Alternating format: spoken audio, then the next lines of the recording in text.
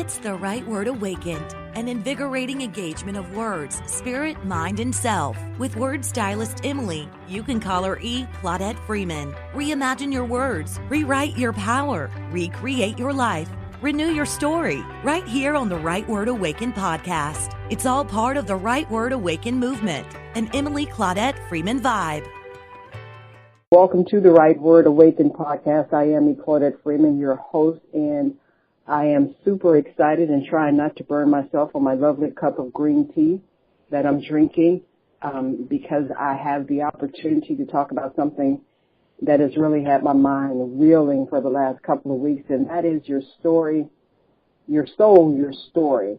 And it's exciting for me because I'm sure we've all had those times in our lives, and it happens, you know, as life needs it to happen, where we suddenly realize that we're feeling a very strange and unidentifiable disconnection.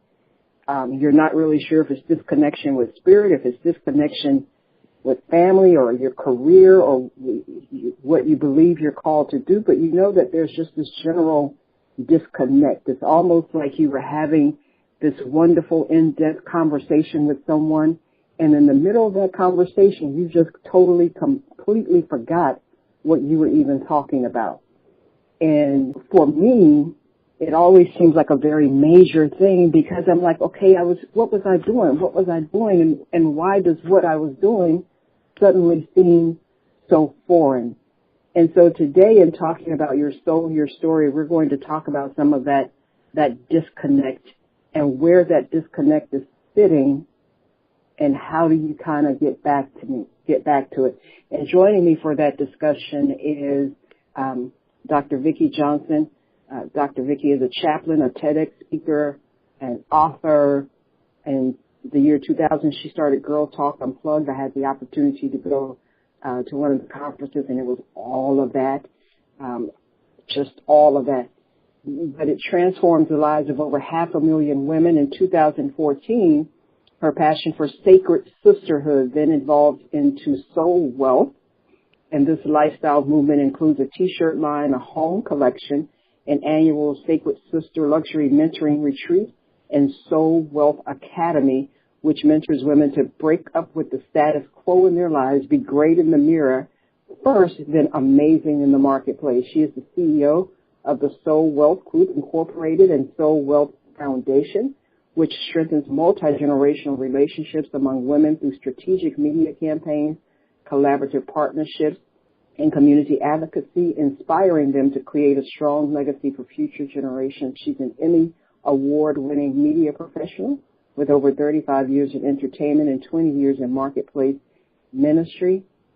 She's a graduate of Howard University, and I definitely have to say she's a proud member of Delta Sigma Theta Sorority, the Boss Network, Women's Speakers Association, and serves on MC Light's Hip Hop Sisters Foundation Wealth Experience Portal Spiritual Support Team. And you can find out more about Vikki by visiting her website, VikkiJohnson.com, and we'll definitely give you that information a little later in the show. But right now I want to say hello, Dr. Vikki. How are you? I am well. How are you? So honored to be here. I'm excited to be here. I was listening to you read my bio. I was like, wow, okay, that's a lot. I'm like, are you tired? Yeah, you must be tired, Vikki. There's a lot going on. Oh, that's a lot. But the beauty is, you know, you don't do all of that at the same time. And how wonderful is that? Is a blessing to have the understanding and the wisdom to know that you can't do all of that at the same time. That, you know, older wise woman whom I respect and love dearly said to me once, you know, Vikki, we live, especially women, we live our lives in seasons. And seasons change. And I never forgot that. I always remembered that from the moment she shared it, and it has been so helpful to relieve what could be a lot of pressure to perform. Yes. And pressure to push through those moments and not be able to recognize, okay, the grace has lifted for this. So let me put this down for a minute and focus on what I'm supposed to be doing now. But, that's a part of the soul work. That's a part of soul wealth, is being able to discern the season that you're in, and then being wholly given to that assignment in that season, because we have grace for assignments, right? And when the assignment is complete, the grace lives.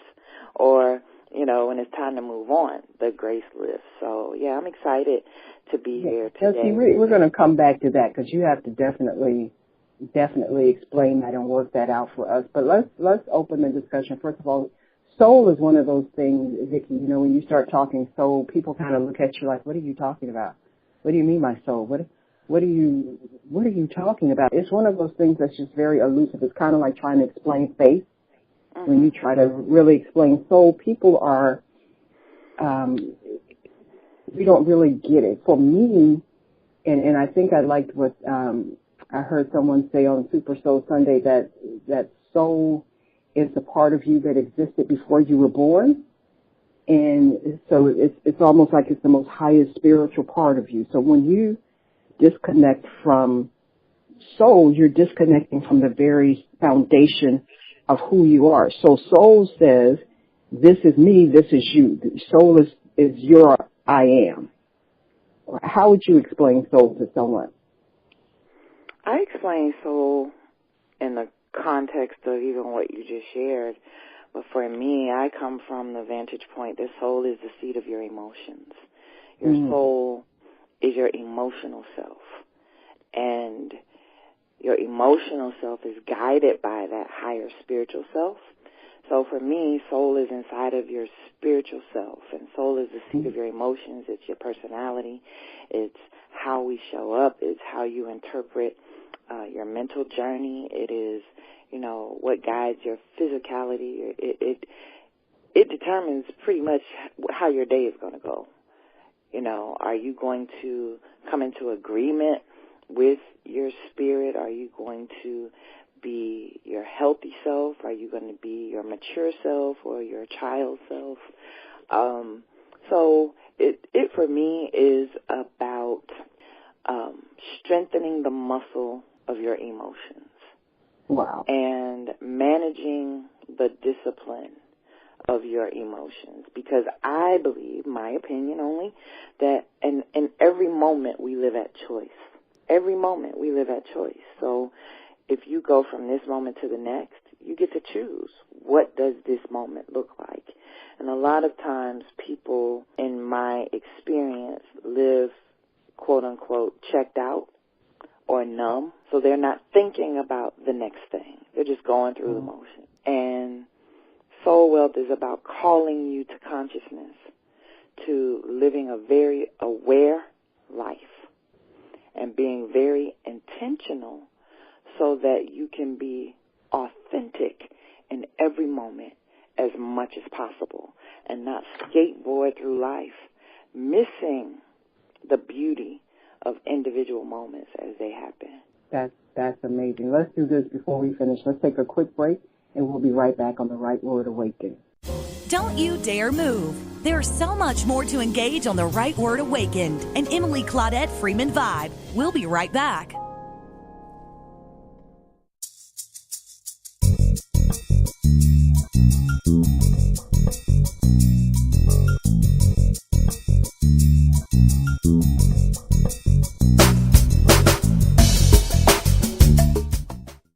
Now back to the show to employ reimagined words and stories in the strategic plotting of your life journey. The Right Word Awakened. Before we went to break, Vikki, you said several things that really just kind of caught my attention. And one about the soul being a place where it's about strengthening the muscle of your emotion. Mm-hmm. And so that makes sense for me, because in my opening statement, I was talking about how sometimes I just feel that disconnect. And what I've learned in that disconnect, when I sit still long enough, I realize, in hearing you say that disconnect happens when my emotions are all over the place. I start the day one way, an hour later I'm another way, 2 hours later I'm someplace else, and it's all emotions driven, so I get disconnected. because, based on what you're saying, the seat of my emotions is like, okay, you know what? Can you just come back here for a minute? Come back here, grab hold to one thing, and deal with that one emotion so that everything else can become clear. So how do we, and then you talked about calling you to consciousness in the moment. So how do we listen, Vikki, to know that we're not in the consciousness of the moment? You have to, first of all, be still. It requires solitude. It requires stillness. And then be willing and courageous enough to go inward.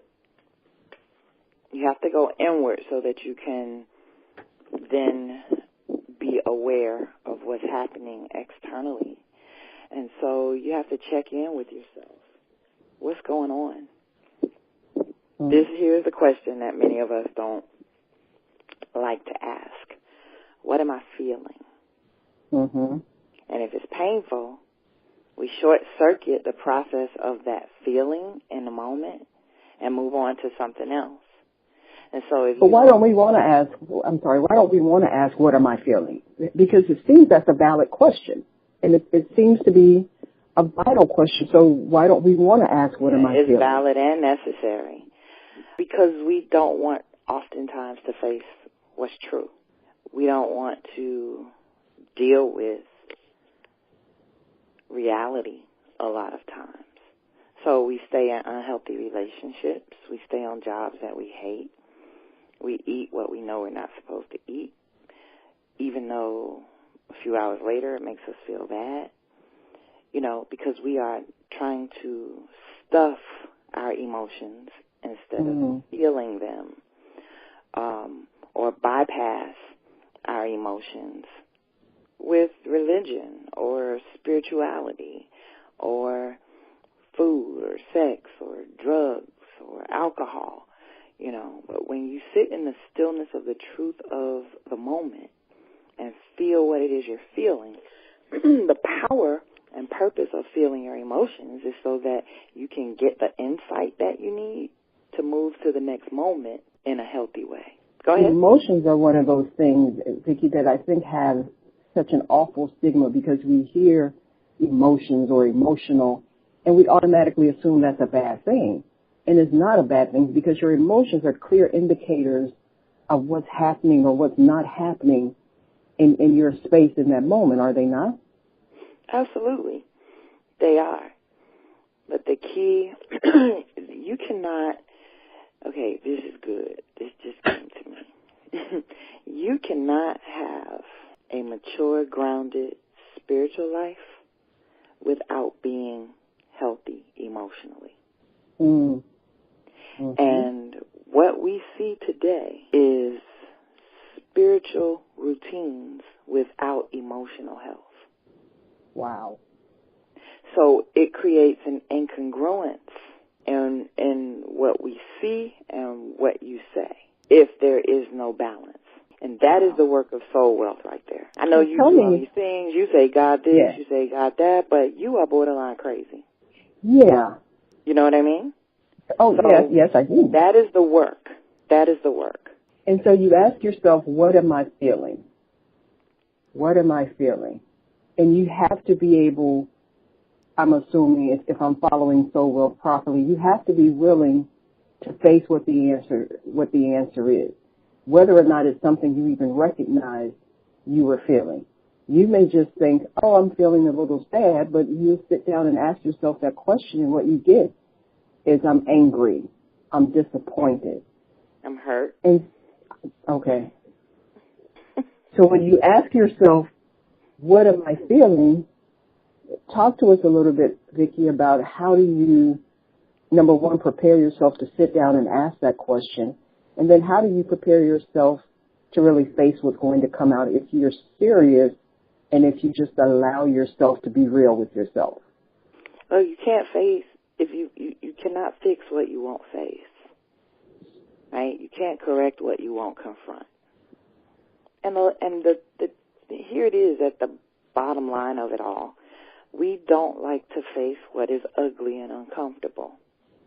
But it's necessary to go there in order to come out of it.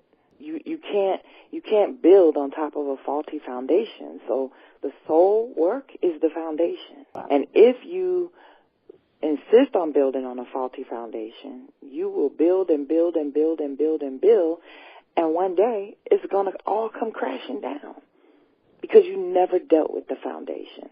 So as things are in the natural, so they are in the spirit. If you build literally a tall building on a faulty foundation, you will get what's happening. It doesn't even have to be a tall building. If you build a structure on a faulty foundation without doing the environmental review of the ground that you're building on, you'll get what's happening in Florida right now.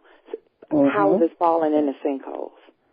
So if you don't do your spiritual work, which encompasses your soul work, which I call soul wealth, you will build and build and build and build and build, and one day the sinkhole of your faulty foundation will swallow up what you've been doing, who you are, and force you. See, the thing is, you don't want to have to be forced to do the work.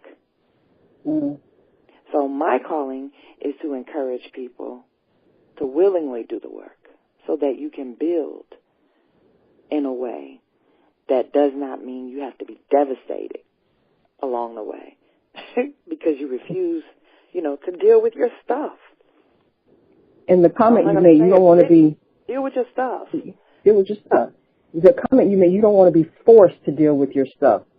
Let's take another quick break, Vikki. Then when we come back, I want you to talk to us about what it looks like when you're forced to deal with your stuff as opposed to when you just willingly sit down and ask that first question, what am I feeling?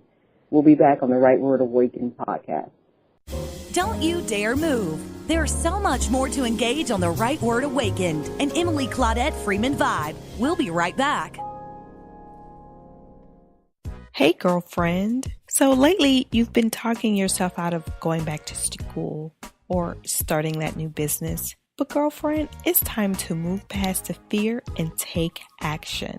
Are you looking for a little tool that'll give you that push? Go grab What a Woman's Gotta Do by Kay Richardson. You can get it on Amazon, or you can get it at clientswhosayyes.com/products. How would your life change if you take action?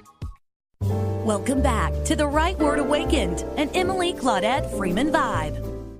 So when we went into the break, Vikki, I wanted you to come back and talk to us a little bit about what's the difference between you being forced to deal with the foundation or to deal with the stuff, and you're making a willing decision to deal with it. And I think you gave a wonderful analogy with the sinkholes. I mean, you think about it, you leave your house in the morning and then you come back in the afternoon and it's literally swallowed up in the ground because there's something in the foundation that wasn't right.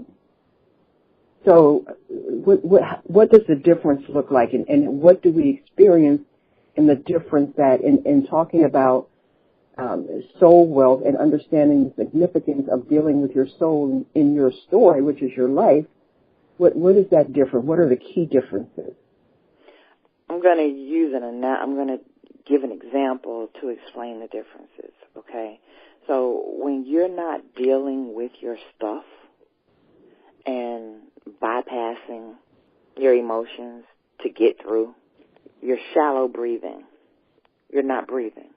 And eventually, if you live your life shallow breathing, not giving your cells the oxygen that they need, what is created is disease, high blood pressure, stroke, heart attack, cancer, diabetes, because you're shallow breathing your way through life.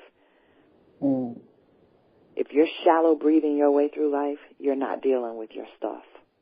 Because when you deal with your stuff, you're still, you're deep breathing. There is some meditative practice in your life or devotion. You're exercising to release some of the pent-up energy and emotion that you feel when you're facing your stuff. There is some balance in your life, and there is peace and real contentment. And the thing about this work, sis, is that I cannot tell you where you are. Only you and God know that. So it requires you to be honest, transparent, and truthful with yourself. Where am I? What am I feeling? Right. Why do I feel disappointed? What is going on? Why do I feel sad? Where is that coming from? What am I angry about? What am I hurt about? And when we don't deal with the stuff, it spills over, and then we start lashing out at other people who did nothing to us. Or isolating. That's the other end of the spectrum. We isolate. Now, isolation and solitude are two different things. Solitude is a very intentional practice of peaceful, consistent introspection. Isolation, pulling away, inner chaos and conflict, point of despair, hopelessness, and defeat. Those are two different, very different experiences.